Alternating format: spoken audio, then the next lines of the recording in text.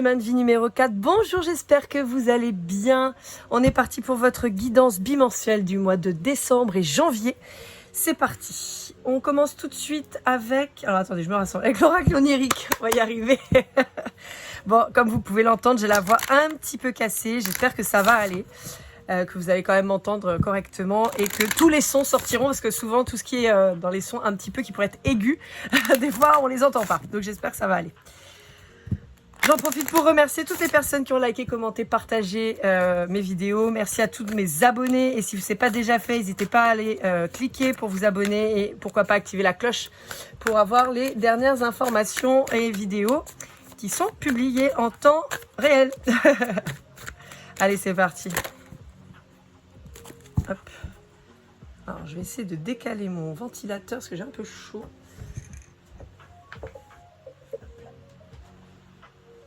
Voilà.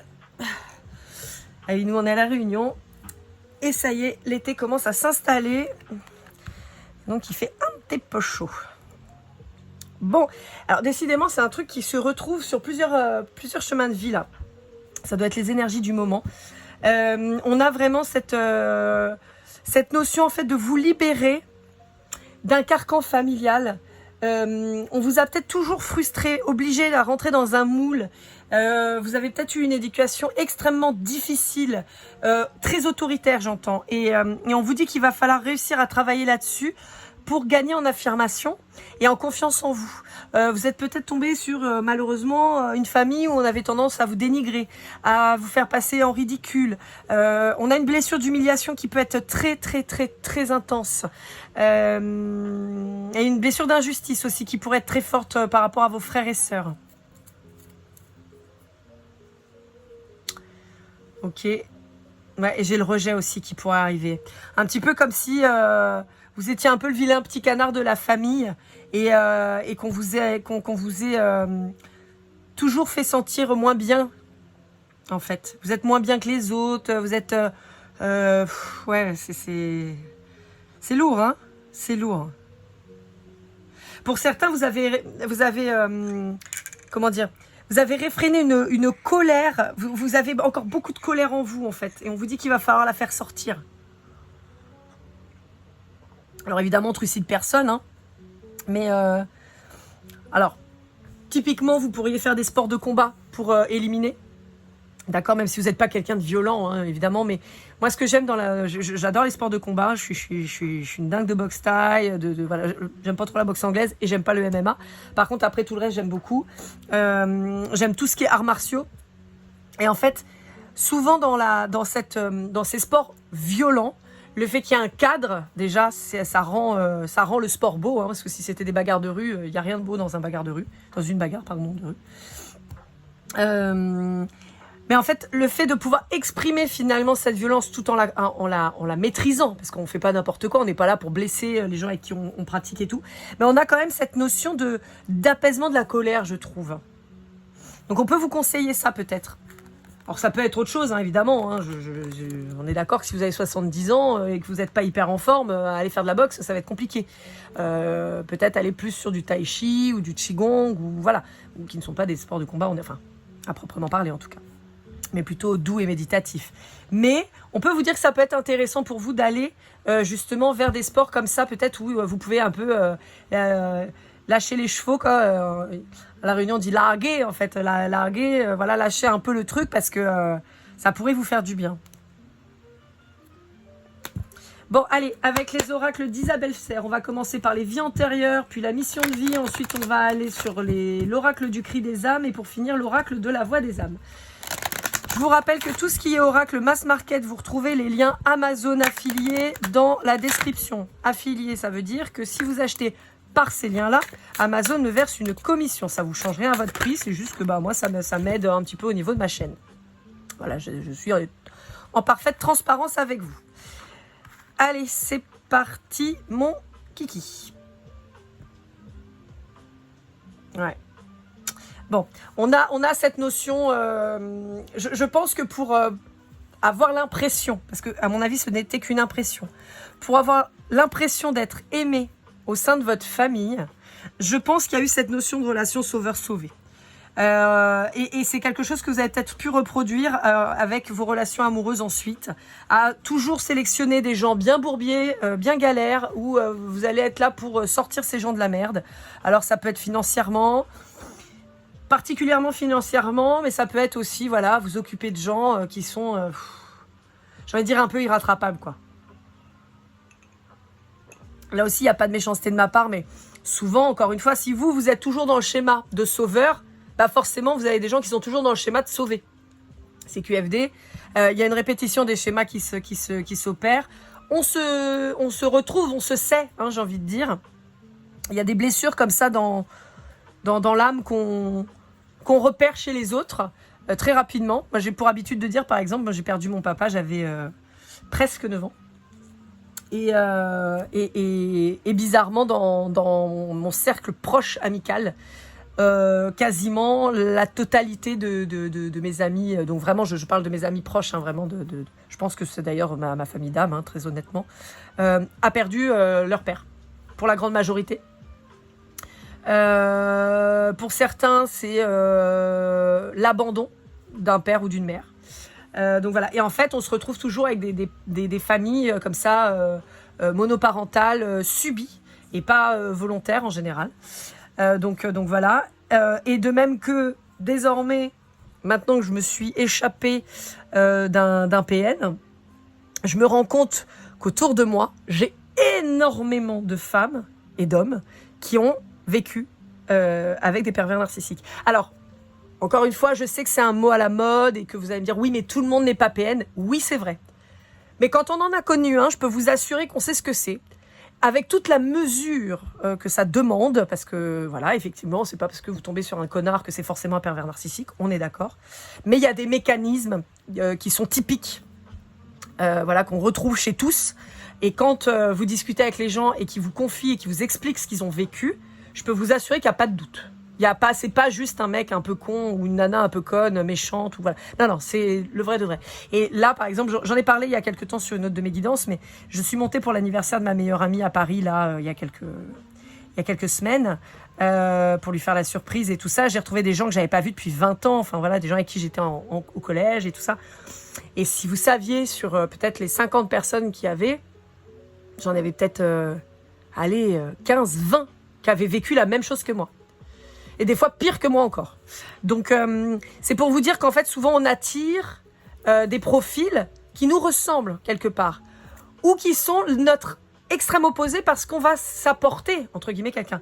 Là, enfin, quelque chose, vous voyez, c'est pour ça le sauveur sauvé, on a un système un peu de miroir inversé, j'ai envie de dire, et on vous met en garde vis-à-vis de ça en fait. On vous dit qu'il y a un schéma à défaire, mais qui provient, ce schéma répétitif que vous appliquez dans vos relations amoureuses et peut-être dans vos relations générales, hein, pas que amoureuses, hein, au travail, ou choses comme ça. Vos interactions en fait avec les autres peuvent être dirigées, gérées, générées par cette éducation que vous avez reçue, dans laquelle il fallait toujours sauver finalement un petit peu vos parents. Alors, quand je dis sauver, c'est simplement toujours, vous savez, ce côté un peu marchandage. Tu fais ça, t'auras ça. Tu le fais pas, c'est parce que tu ne m'aimes pas, ou c'est parce que tu es une mauvaise personne. Vous voyez, on a un peu ce côté-là. On peut vous dire que ça pourrait être intéressant de mettre à l'écrit certaines choses qui ont pu vous traumatiser, qui auraient pu vous gêner. Il y a le livre de Natacha Calestrémé, c'est Trouver ma place, je crois. C'est un de ses best-sellers. N'hésitez pas à regarder parce que ça explique beaucoup de traumas aussi, c'est assez intéressant. Alors, il y a plein de petits rituels à mettre en place qui peuvent vous aider et tout ça. Alors, moi, j'avoue que je suis pas très rituel. Hein. Moi, je suis un peu à la chie dedans, quoi, faut être honnête. En revanche, c'est vrai que d'écrire les choses, ça fait du bien, de faire le point et tout ça. Il y a l'outil extraordinaire du vocal maintenant. Vous pourriez aussi vous enregistrer en train de raconter un élément, une situation qui vous a marqué, qui vous a traumatisé, et la réécouter. Et je vous assure que souvent, vous allez avoir des émotions qui vont arriver à ce moment-là, qui n'étaient pas arrivées à la diction en fait. Vous voyez, de raconter, je sais pas, une histoire en particulier qui vous a marqué quand vous étiez enfant, ou même après, vous le racontez, vous le réécoutez, et en fait, bizarrement, de l'entendre, ça crée une assimilation. Et souvent, on on se rend compte de l'impact que ça a pu avoir sur nous. Un exemple tout bête, quand vous apprenez à lire, vous apprenez la technique, donc voilà, B et A, ça fait bas, bon, même si c'est plus trop exactement ça, mais bon, on va résumer ça comme ça. Ce qui marche beaucoup, pour beaucoup d'enfants, c'est de lire à voix haute. Et c'est pour ça qu'on lit à voix haute, parce qu'en entendant, on enregistre. Et bien là, c'est un peu le même principe, c'est d'enregistrer, de comprendre ce qui s'est passé en vous entendant. Ça peut être super intéressant. Pour certains, on peut aussi vous dire, donc là, on va être dans un petit rituel qui peut être intéressant. Vous savez que j'ai des petits rituels, mais qui est vraiment rapide, hein, parce que moi, j'aime pas trop quand ça dure 3 plombs, et puis j'aime pas quand c'est trop ritualisé aussi, ça me gonfle, je trouve ça chiant. Vous pouvez, ce que je dis souvent, par exemple, utiliser un caillou, enfin un galet, un caillou, utiliser une feuille de papier, vous écrivez dessus. Alors, en réel ou pas, si c'est une feuille de papier, effectivement, vous allez écrire en réel. Si c'est un caillou, vous allez peut-être tracer avec votre doigt. Vous pouvez écrire juste un mot, faire un dessin, enfin voilà. Mettez par écrit une situation, un sentiment, une injustice ou je ne sais quoi, d'accord? C'est un truc qui vous plaît pas, qui vous gêne. Si vous avez la chance d'avoir la mer, un lac ou voilà quelque chose comme ça, une rivière à portée de main, le caillou, vous le jetez loin, hop là, avec l'intention de vous libérer de tout ce que vous aurez confié à ce caillou.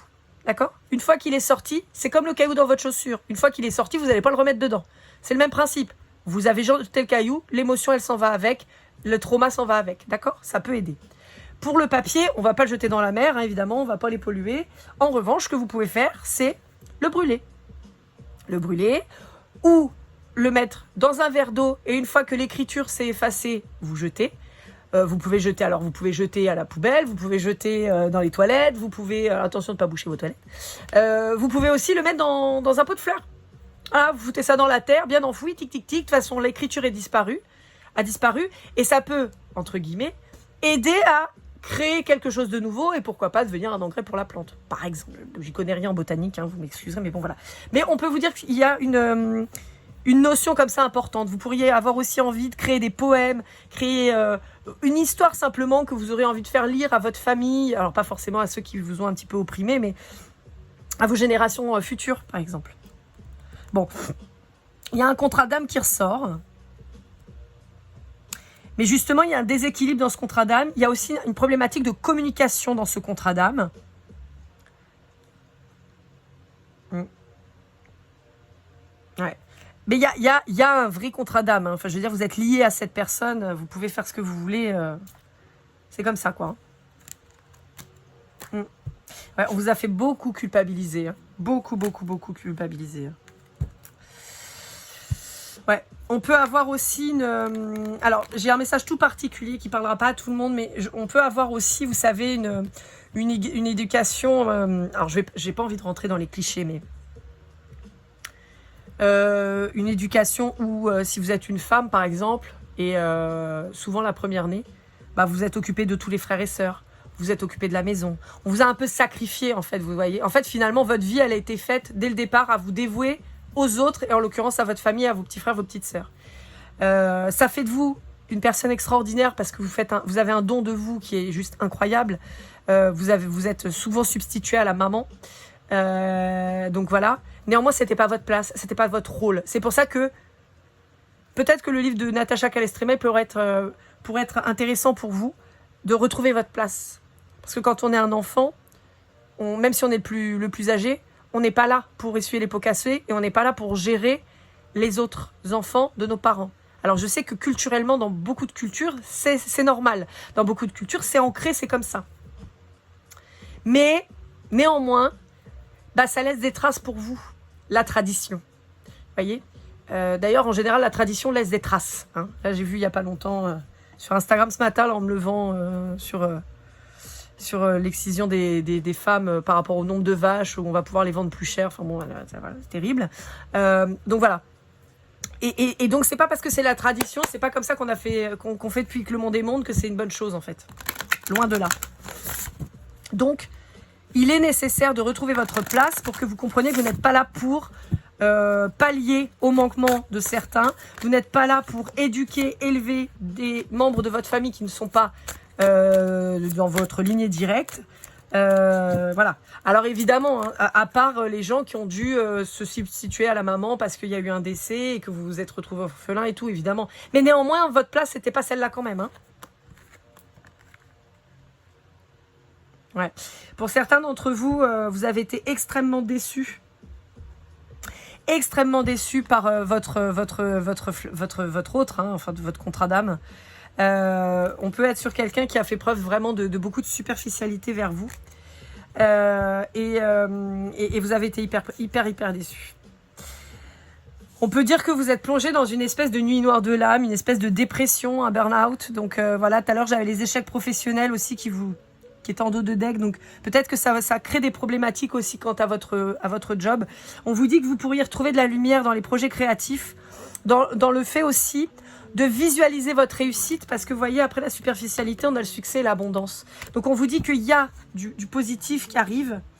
Ouais, voyez, on vous dit, vois plus grand. Vois plus grand. Et on vous dit qu'il y a peut-être des déplacements à venir. Donc ça peut être des vacances, ça peut être un déplacement professionnel, ça peut être un déménagement, mais voilà, il y a des déplacements à venir. Néanmoins, encore une fois, tout à l'heure, on avait l'écriture hein, qui était vraiment centrale dans votre tirage. Là, on a le projet créatif. Je pense que il y a un truc qui va se jouer dans la création, dans l'expression peut-être de votre mal-être. Déjà, ce sera salvateur, très clairement. Mais en plus, peut-être que vous allez pouvoir en récupérer des lauriers. Donc, ça peut être vraiment intéressant de commencer à réfléchir, peut-être à vous exprimer et à arrêter de réprimer qui vous êtes.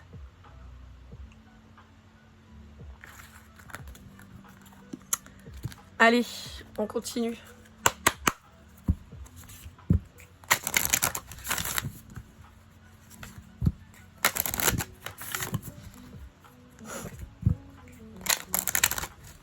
Bon alors, j'ai en particulier l'Afrique centrale et l'Inde en tête. Donc je ne sais pas si ça vous parlera. Alors pas tellement en voyage peut-être, mais plus en origine. D'accord ? Et je sais par exemple qu'à La Réunion, culturellement, à La Réunion, la première née, on appelait ça la nénène. D'ailleurs, souvent les Réunionnais appellent leur grande sœur nénène. Et la nénène, en fait, culturellement, c'était donc la première née qui s'occupait de la famille, en fait, qui s'occupait des enfants. Donc souvent, elle n'allait pas à l'école, elle était sacrifiée, en fait. Clairement, elle était sacrifiée, elle était là pour aider à la maison, pour s'occuper des enfants, et voilà, quoi. Donc c'était une deuxième maman. Voilà, c'est culturel, c'est comme ça. Donc vous pouvez, voilà, ça peut être aussi, je vous disais, l'Afrique centrale, l'Inde, on peut être aussi sur toute la partie océan Indien, hein, vous voyez, cette ceinture-là, quoi. Ouais.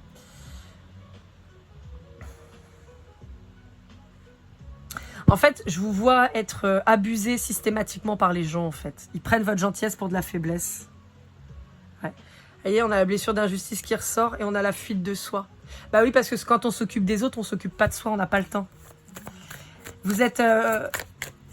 les doutes figeants, pour moi, c'est vraiment cette notion de manque de confiance en vous. Parce qu'encore une fois, on vous a toujours diminué, on vous a toujours cantonné à un rôle particulier. Et on vous a peut-être, vous voyez, là, et ça ressort l'injustice. Hein, et la fuite du bonheur. Bah vous avez l'impression, et en plus, on a le serpent qui revient 2 fois. On vous a toujours diminué. Toujours. Résultat, vous avez un manque de confiance en vous qui est terrible. Alors qu'on vous dit que vous avez tout pour y arriver. Le serpent, on a la morsure du serpent, hein, qui est quelque chose de mauvais, de néfaste. Donc on peut avoir justement cette blessure au plus profond de votre chair qui est ancrée. Mais on a aussi la transformation. Vous voyez, celui-là, il est agressif. Il y a le poignard, il attaque. Ça, c'est ce que vous avez subi. Et ce que vous subissez certainement encore. C'est l'expression de votre douleur. Et là, on a un serpent, vous voyez, qui est quand même plus doux. Il cherche à s'enfuir. Mais il y a l'étoile à côté. Pour moi, ça veut dire que vous êtes en train de vous transformer. Vous êtes en train d'aller... Vous voyez, on a l'étoile là aussi. On a cette notion d'aller vers quelque chose de plus lumineux, d'ascensionner. Vous voyez, on monte. Là, pour moi, vous ne descendez pas dans le caveau. Au contraire, vous montez vers les étoiles. Et pas dans le sens où vous mourrez, mais vraiment dans le sens où vous enterrez cet ancien vous. Et vous illuminez par qui vous êtes vraiment. Ouais. Vous voyez, je vous ai dit l'injustice, l'humiliation, ça ressort. Hein. Vous êtes dans l'auto-sabotage. Peur du jugement et de la critique. Mais c'est tellement ça. On a le rejet. On a eu l'abandon aussi, là. Hein. Mais je pense que ça, c'est plus ce qu'on a essayé de vous faire croire. C'est-à-dire que, pour moi, vous avez souffert de la blessure d'injustice, de la blessure d'humiliation, de la blessure du rejet. Et je pense qu'on s'est servi de l'argument de l'abandon pour vous faire plier. Si tu fais pas, je t'abandonne. Ah, t'as vu, tu fais pas ça, donc t'es en train de nous abandonner. C'est ça que t'es en train de faire. T'abandonnes tes frères, t'abandonnes tes sœurs, t'abandonnes tes parents, mais honte à toi. Vous voyez, c'est un peu ça. C'est pas, je sens pas une blessure de l'abandon à proprement parler chez vous, comme elle pourrait se symboliser, mais plus comme une vraie blessure de rejet, en fait. Ouais. Tra la vache, ça ressort de ouf. Bon, on me parle d'un scorpion, possiblement, ça peut vous parler, ou d'un signe d'eau en général, donc cancer, scorpion, poisson. Regardez, on vous dit, vous êtes dans votre zone de confort, elle n'est pas agréable, mais au moins vous connaissez, vous savez, donc voilà. Vous êtes dans votre mental, bloqué, je suis nul, j'y arriverai jamais, de toute façon je suis pas fait pour ça, gna gna gna. Vous en êtes sûr, vous sortez pas de là. Loyauté familiale, est-ce que je dois vraiment en parler plus? Je pense que, hein. Karma transgénérationnel, c'est les traditions, c'est ce que je vous ai dit, les traditions, la culture, on a toujours fait comme ça, alors on continue de faire comme ça. Bah non, pétez ce truc, vous avez ça à casser. Vous avez ça à casser. Vous devez vous libérer de ça pour libérer aussi les générations d'après.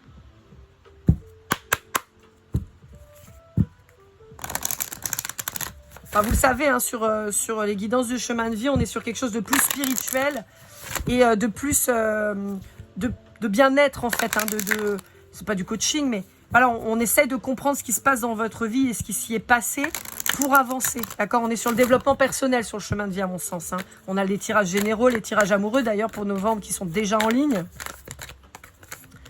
Et sur le chemin de vie, c'est vrai que j'essaie d'avoir une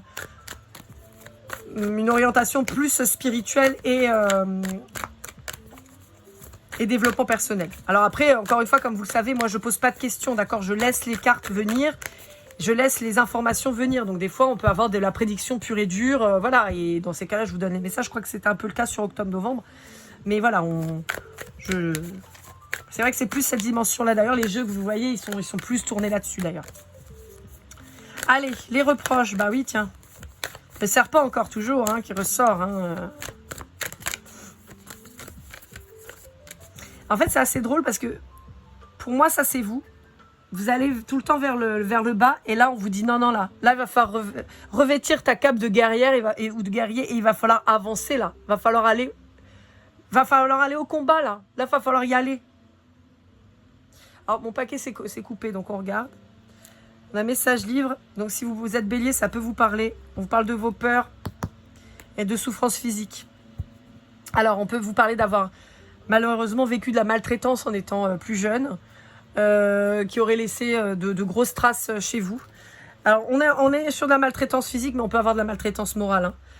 Clairement, si on vous faisait un peu du chantage avec « Ah bon, ah mais tu vas nous abandonner, mais quelle personne es-tu, qu'est-ce qu'on va dire de nous ?» Voilà, on peut être là-dessus, hein, vous mettre la pression. Vous pouvez aussi être tombé sur des partenaires violents physiquement. Ou moralement. On vous dit que ça a créé des peurs, vous avez du mal à sortir de là, quoi.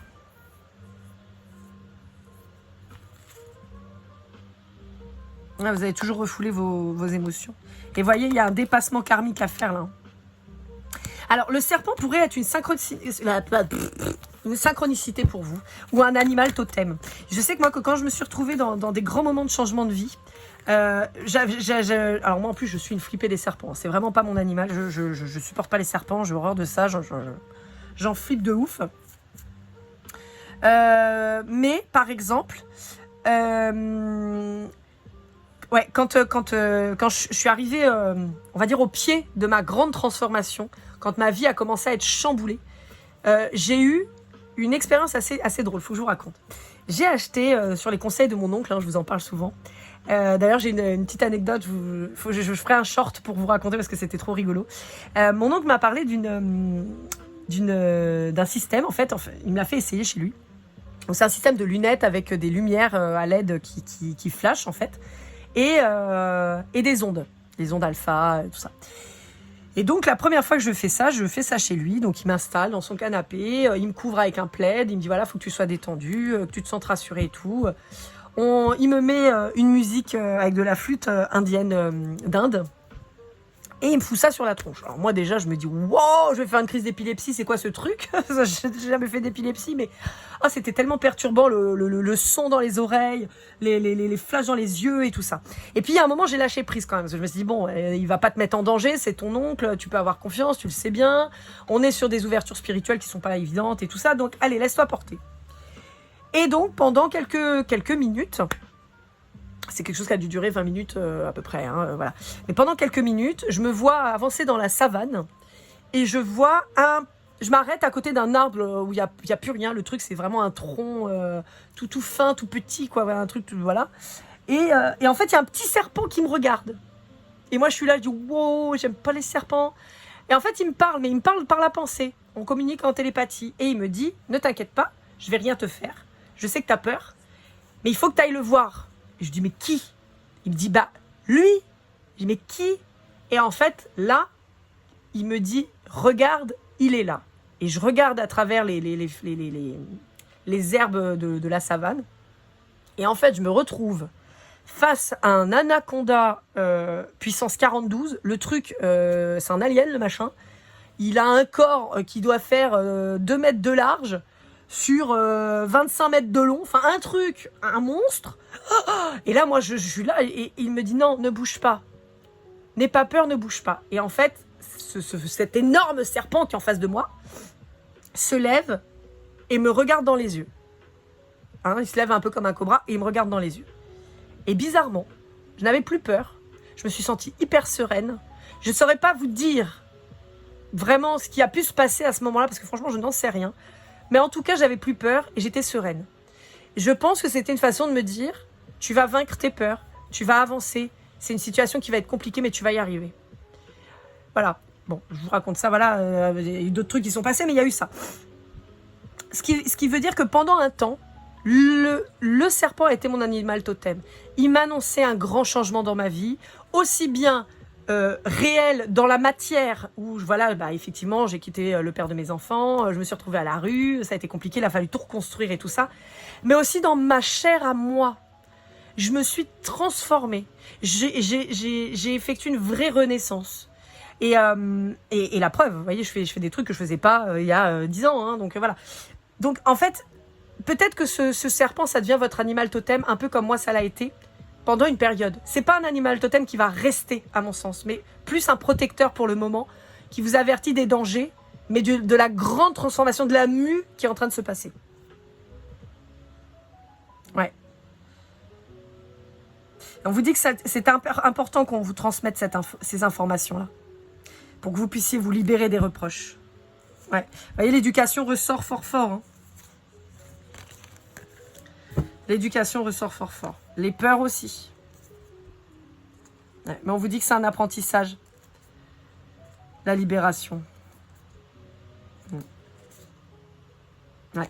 On vous envoie de l'amour, et en particulier si vous êtes bélier, capricorne ou taureau, les bêtes à cornes, mais en particulier bélier et capricorne. Et on vous dit qu'on vous envoie de l'amour avant que vous ayez des regrets. J'entends pas le temps pour les regrets. Ouais.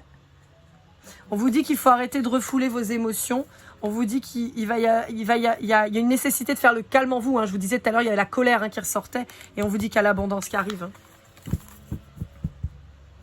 Allez, on y va, on y croit. Number 4. Allez. Donc ça, c'est l'oracle. C'est le tarot de l'oracle. Je remets ma carte dans le bon sens. J'aime pas quand les cartes, elles sont pas dans le bon sens. Donc, alors, pour les cartes les jeux, de l'oracle, je vous mets son site internet pour que vous puissiez vous procurer ces jeux. ce n'est pas une collaboration commerciale, d'accord? Je ne perçois rien de l'oracle, je lui fais de la pub parce que ça me fait plaisir, parce que j'estime que c'est juste normal quand on utilise et quand on apprécie le travail de quelqu'un, ça me paraît normal en fait d'en parler, voilà. Au même titre que quand vous avez quelqu'un de la famille, un cousin, un machin qui se lance dans l'artisanat ou je ne sais quoi, bah en fait techniquement quand on est une personne sympa, on lui fait de la pub gratos en fait. Puis on le pousse pour le faire. Les gens ont un peu oublié ça. En général, vous vous lancez, on oublie que vous avez besoin d'aide et surtout en fait que vous avez besoin de visibilité. Et donc voilà. Donc bah voilà. Donc elle sait a priori pas que j'existe, mais c'est pas grave, je le fais pas pour ça. Je le fais parce que j'apprécie ces jeux et que je trouve que c'est juste normal en fait. Voilà, voilà. Bon, qu'est-ce qu'on vous dit? Il y a cette renaissance qui ressort. Hein. Alors, on a les... Ça, c'est les Gémeaux. Non, les Poissons, pardon. Les Poissons, les Capricornes qui ressortent aussi. Et on a cette notion où on vous donne une deuxième chance, une renaissance, une deuxième vie.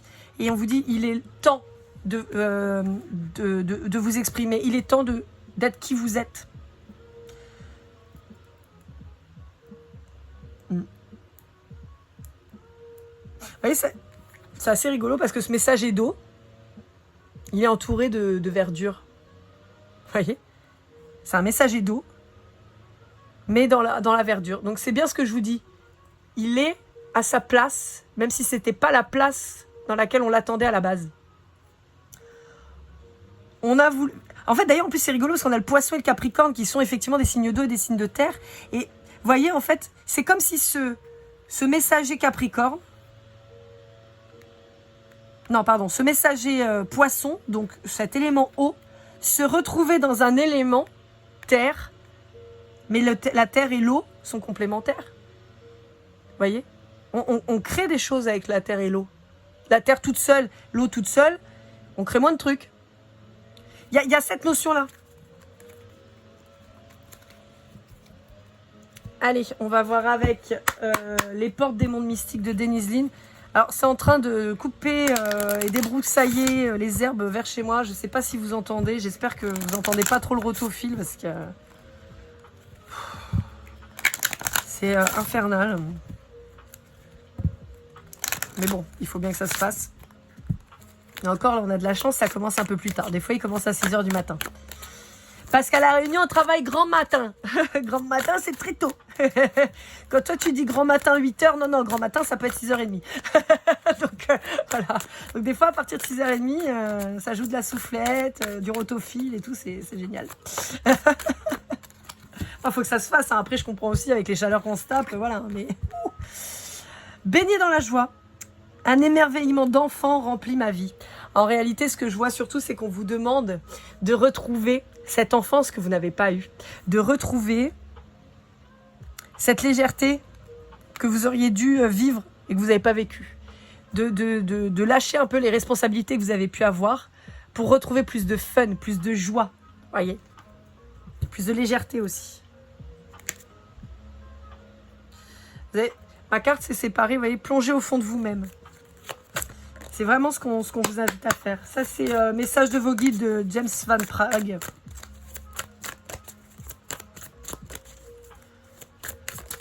Hop là.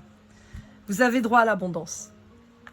Vous avez droit à l'abondance. Bien sûr que vous avez droit à l'abondance. Abondance qui est ressortie plusieurs fois dans les tirages. Hein. Et vous voyez, en dos de deck, c'est rigolo parce qu'on vous dit, faites que chaque jour compte. On vous dit qu'il est plus temps de vous oublier. Là, ça y est, c'est terminé ça. Il faut penser à vous et il faut avancer pour vous. Ça va être hyper important. Voilà, Number 4, j'espère que cette guidance vous a aidé, vous a parlé. N'hésitez pas à liker, commenter, partager, vous abonner si ce n'est pas déjà fait, activer la cloche, hein, comme ça au moins vous êtes au courant de tout ce qui sort. Vous avez toutes les guidances de novembre en général et sentimentales qui sont déjà sorties. Vous avez les guidances aussi le bimensuel de octobre-novembre qui est déjà en ligne aussi, n'hésitez pas à aller jeter un œil. Pour les guidances privées, lorlaigoldeneye@gmail.com, que ce soit pour vous ou à offrir par le chèque cadeau. Je vous dis à très vite, prenez soin de vous, pensez à vous et comme toujours, keep cool and love.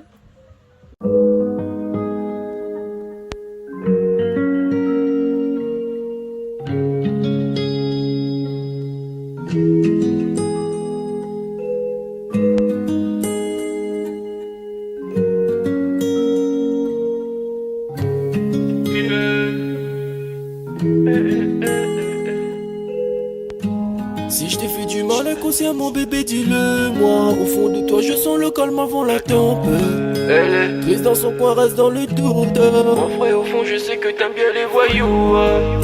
Je te donnerai que du love, que du love, que du love, que du love, que du love, et du love, et du love. Ouais, ne pas t'oublier. Tu me donnes souvent des coups de barre, j'ai pas eu le temps de te dire qu'avec toi seul j'avais l'ambition de bâtir mon empire. De ton absence c'est aussi dur de faire un sourire. Si